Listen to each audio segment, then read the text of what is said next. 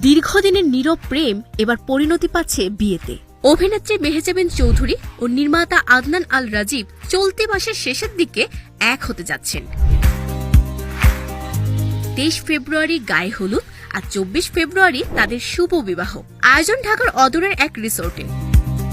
2019 সালে একসঙ্গে দেখা যাওয়ার পর থেকেই তাদের প্রেম নিয়ে নানা গুঞ্জন ছিল। যদিও তারা কখনো কিছু প্রকাশ করেননি, অবশেষে সেই গুঞ্জনই সত্যি হলো।